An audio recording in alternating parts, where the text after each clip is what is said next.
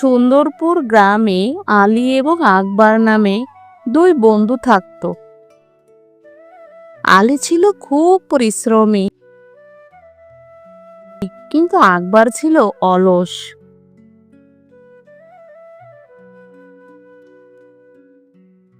আরে বাহ আলী, আমি শুনেছি এবছর তোমার খুব ভালো ফসল হয়েছে। হ্যাঁ চাচা, এবার আমার খুব ভালো ফসল হয়েছে। ফসল বিক্রি করে আমি ভালো মুনাফা পাবো। বাহ, তোমার জমিতে মোট কত বস্তা ফসল হয়েছে? চাচা, 5 একর জমিতে মোট 200 বস্তা হয়েছে। ঠিক আছে চাচা, চলি এখন, আমাকে আজ শস্য বিক্রি করতে যেতে হবে। আলী সেখান থেকে চলে যায়। কিছুক্ষণ পর আকবর তার ক্ষেতের দিকে যাচ্ছিল। আরে আকবর, বাবা, কোথায় যাচ্ছ? চাচা, জমিতে ফসলের বস্তা আছে। আজ সকালে গিয়ে তাড়াতাড়ি আমি ভরে রেখেছিলাম ফসল, এখন সেগুলো নিতে যাচ্ছি। আকবর, তোমারও তো 5 একর জমি আছে, তাই না?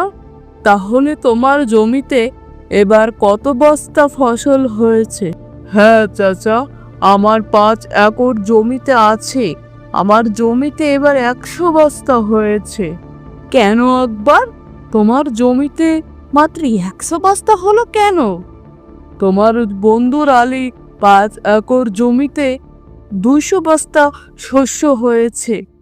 তোমাদের দুজনের ক্ষেত যে একই এলাকার, সেখানকার মাটি তো একই রকম। কি বললেন?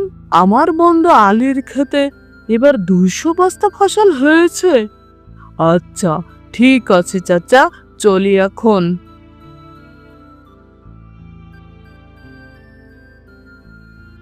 সন্ধ্যায় আকবর তার ফসল বিক্রি করে বাড়ি ফিরে ফাতেমাকে সব কথা জানান। আমি জানি আপনার কেন কম ফসল হয়েছে, কারণ আপনি আপনার বন্ধুদের মতো পরিশ্রম করেন না।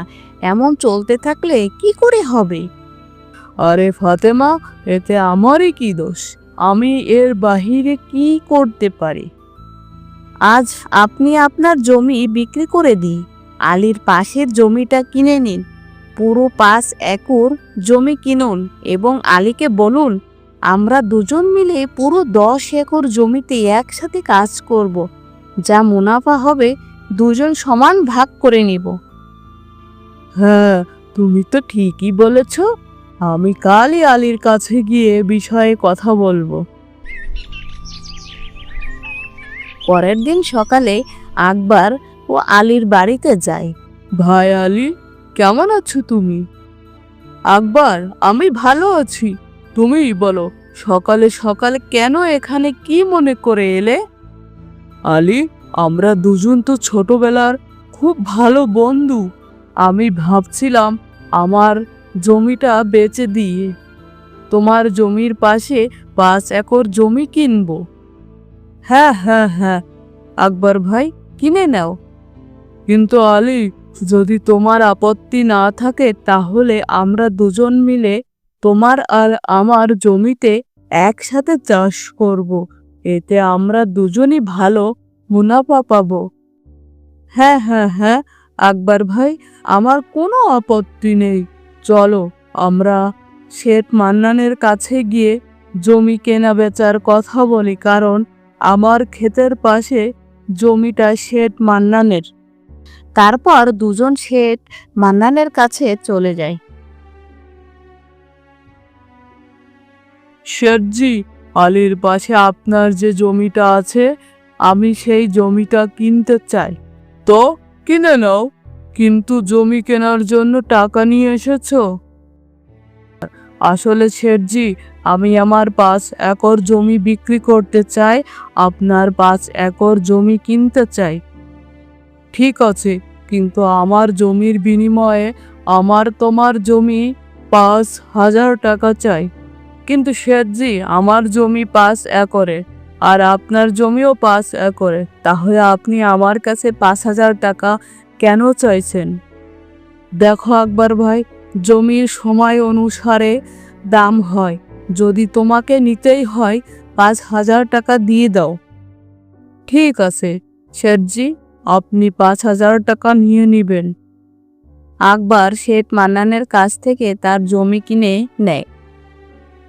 কিছুদিন পর, শোনো আকবর ভাই, আমাদের কাল থেকে জমিতে লাঙ্গল চালাতে হবে, তাই কাল সকালে তুমি তৈরি থেকো। আরে বাবা, লাঙ্গল চালাতে তো খুব পরিশ্রম লাগে আমাকে, কেন না কোনো অজুহাত তৈরি করতে হবে। আরে শোনো আলী ভাই, আজ আমার স্ত্রীর বাবার ইন্তেকাল হয়েছে, আমাকে 12 দিনের জন্য তাদের ওখানে যেতে হবে। হ্যাঁ একবার ভাই, একথা তো ঠিক, তুমি সেখানে চলে যাও, তোমার ভাগের কাজটা আমিই করে দিব, তুমি নিশ্চিন্তে চলে যাও। ধন্যবাদ আলী ভাই, আমি 12 দিন পর ফিরে এসে তোমার সাথে খুব পরিশ্রম করব। আকবর তার স্ত্রীকে নিয়ে শ্বশুরবাড়ি চলে যায়। আলী চিন্তিত হয়ে তার স্ত্রী রাফিকার কাছে যায়। রাফিকা, আকবর তার স্ত্রী বাপের বাড়ি চলে গেছে, আর ক্ষেতের তো অনেক কাজ বাকি। তুমি চিন্তা করো না, সে যতক্ষণ না ফেরে আমি তোমার সাথে খেতে কাজ করতে যাব এবং সাহায্য করব। পরের দিন থেকে আলী তার স্ত্রী রাফিকাকে নিয়ে ক্ষেতের কাজ শুরু করে দিল। কিছুদিন পর আলী আকবরের কাছে যায়। শোনো আকবর ভাই, বৃষ্টির দিন শুরু হয়েছে, আমি ভাবছি আমরা দুজন মিলে বৃষ্টির জল যাওয়ার জন্য একটা রাস্তা তৈরি করব। কিন্তু আলী ভাই, আজ আমার খুব জরুরি কাজ আছে। কি জরুরি কাজ? হ্যাঁ, আমি তোমাকে বলতে ভুলেই গিয়েছিলাম, আমাকে তোমার ভাবিকে নিয়ে শহরে ডাক্তারের কাছে যেতে হবে, কারণ 2-3 দিন ধরে তোমার ভাবির শরীরটা খুব খারাপ চলছে। ঠিক আছে আকবর, তুমি চলে যাও, আমি এখনকার সব কাজ দেখে নিব। বাহ, এ তো আমার কথা এত সহজে মেনে নিল, আমার ভাগের কাজটাও করে দিতে রাজি হলো। কি ভাবছো আকবর ভাই? তুমি চিন্তা করো না, আমি সব কাজ দেখে নিব, তুমি নিশ্চিন্তে ভাবিকে ডাক্তার দেখিয়ে আনো। আকবর তার স্ত্রীকে নিয়ে শহরে চলে যায়। আলী বৃষ্টিতে ভিজে ভিজে ক্ষেতের জল বের করার জন্য রাস্তার তৈরি কাজ শুরু করে দিল। শোনো গো, আমার এমন মনে হয় যে যখন আমাদের ক্ষেতের কাজ থাকে না, তখন তোমার বন্ধু আকবর বাড়িতেই থাকে, আর যেই কাজ আসে সেই কোনো না কোনো অজুহাত তৈরি করে। তুমি এসব কি বলছো? যে আমার ছোটবেলার বন্ধু, সে আমাকে কখনো ধোঁকা দিতে পারে না। আপনার যদি আমার উপর বিশ্বাস না হয় তবে দেখে নিও, কিছুদিনের মধ্যেই আপনি সত্যিটা জানতে পারবেন। কিছুদিন কেটে যাওয়ার পর ফসল তৈরি হয়ে যায়। আকবর ভাই, চলো আজ আমাদের ফসল কাটতে হবে, কারণ আজ সন্ধ্যায় আমাকে আমার স্ত্রীকে নিয়ে শালির বিয়েতে যেতে হবে। হ্যাঁ হ্যাঁ হ্যাঁ আলী ভাই, চলো আজ আমরা ফসল কেটে বস্তা ভরে নেব। তারা দুজন খেতে গিয়ে সব ফসলের বস্তা ভরে নেয়। ঠিক আছে আকবর ভাই, এখন সন্ধ্যা হয়ে আসছে, আমি শালির বিয়েতে যাওয়ার জন্য বের হচ্ছি, তুমি এই শস্যগুলো তোমার বাড়িতে নিয়ে যাও, আমি কাল এলে আমরা এই শস্যগুলো হাটে বেচে আসব। আরে ভাই, তুমি চিন্তা করো না, আমি একা একা সব কাজ করে নেব, তুমি যাও। আকবর সমস্ত ফসলগুলো নিয়ে বাড়িতে আসে। সব ফসল এখানে কেন নিয়ে এসেছো? হাটে বিক্রি করে আসোনি কেন? আলী তার শালির বিয়েতে গেছে, সে আসার পরই আমরা এই বস্তাগুলো হাটে বিক্রি করতে যাব। আমার কাছে একটা বুদ্ধি আছে, যদি আমরা এই সমস্ত বস্তা বাড়ির পিছনে ঘরে লুকিয়ে রাখি তবে সমস্ত ফসলের টাকা কেবল আমাদেরই হবে। কিন্তু আমরা আলীকে কি বলবো? সে সমস্ত ফসল কোথায় গেল? বলে দেবেন যে সব বস্তা ঘরের বাইরেই রাখা ছিল, কোথা থেকে যেন চুরি হয়ে গেল। বাহ ফাতেমা, তোমার কত বুদ্ধি! তারা দুজন মিলে সমস্ত বস্তা বাড়ির পিছনের ঘরে লুকিয়ে রাখেন। পরের দিন সকালে আলী আকবরের কাছে আসে। আরে আকবর ভাই, তুমি সব বস্তা কোথায় রেখেছো? চলো আজ আমরা সেগুলো হাটে বেচে আসি। হ্যাঁ হ্যাঁ হ্যাঁ আলী ভাই, চলো। তারা দুজন ঘরের বাহিরে যায়। আরে বাবা, আমি শস্যর সব বস্তা তো এখানে রেখেছিলাম, কোথায় গেল বস্তাগুলো? আরে আকবর ভাই, তুমি এসব কি বলছো? কোথায় সব বস্তা?